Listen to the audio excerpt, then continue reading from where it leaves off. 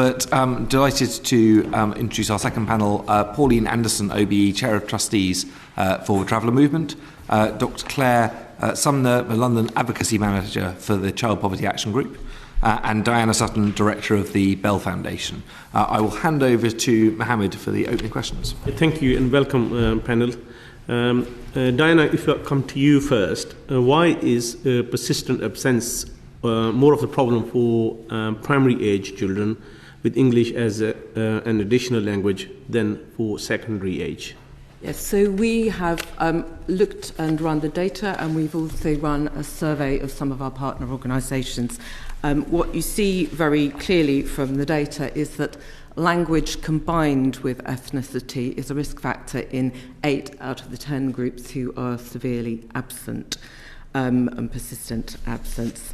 What we also asked was that in our survey, transport is an issue because older children who are attending secondary school are much more able to get themselves to school.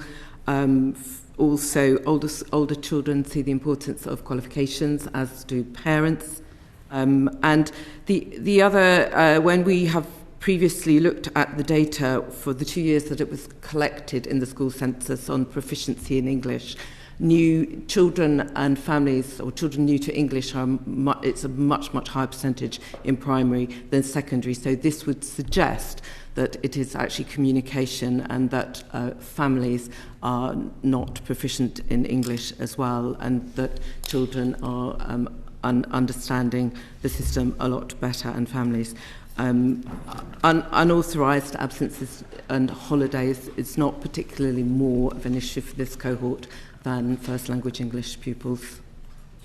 Okay, and do you think the families with EL understand the requirements regarding school attendance? And if not, what can be done to educate them to make them realise the importance of the children attending school regularly? Yes, so no, 74% of our survey respondents actually said that they'd experienced challenges in working with families and caregivers of learners speaking English as an additional language, specifically when they were managing persistent or severe absence. And the common 2 challenges described were language as a barrier to involvement, and also lack of understanding of the school system and its requirements.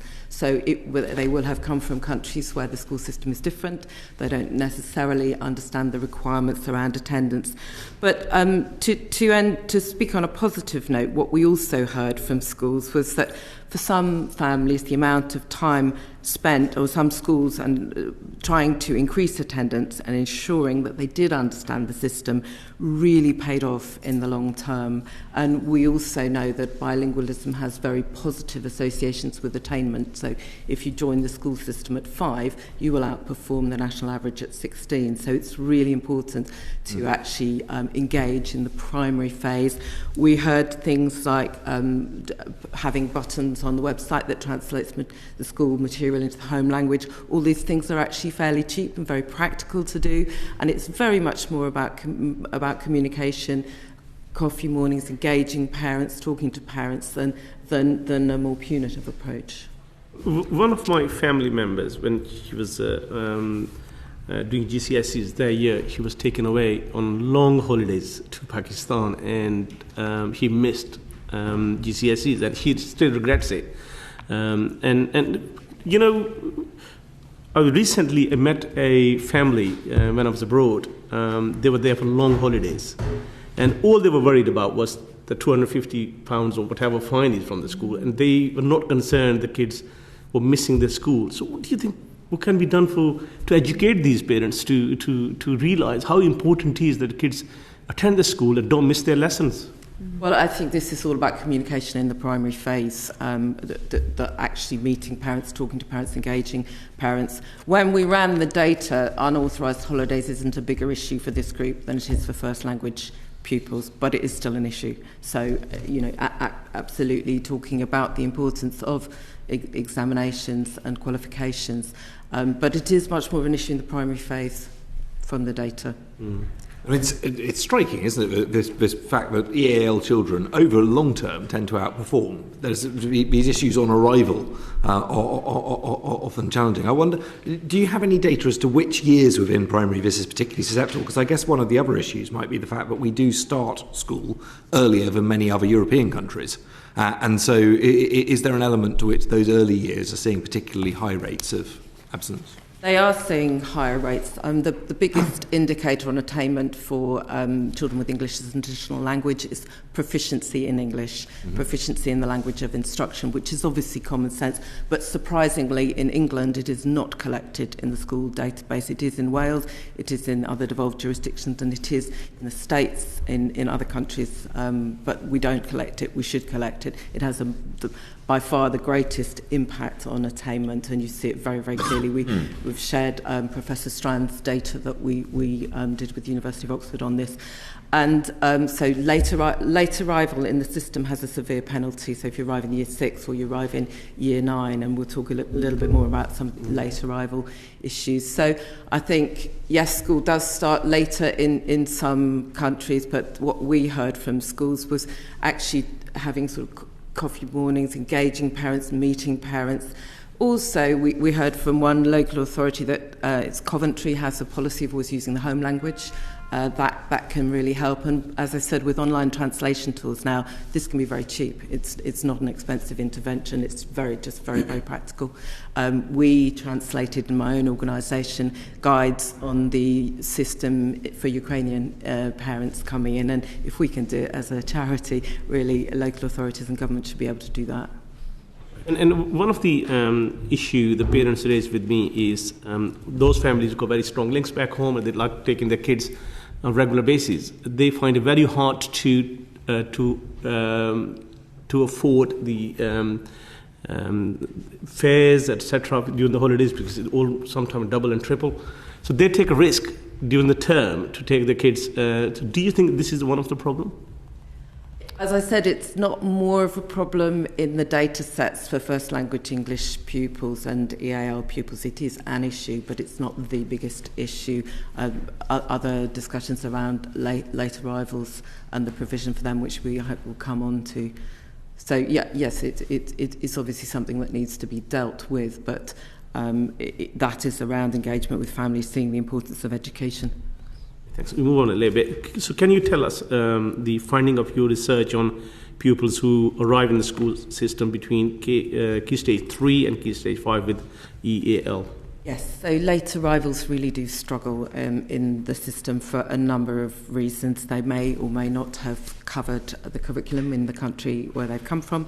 We've been working with Refugee Education UK, and what dispersal policies also have an impact. It's only in the GCSE year that that can be taken into account.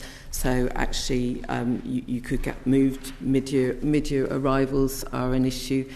The other thing we're noticing is an increase in what we call withdrawal provision, where children are educated separately. Now, people with long memories will recall that Calderdale Borough Council was taken to task by the Commission for Racial Equality at the time and condemned for segregated practice.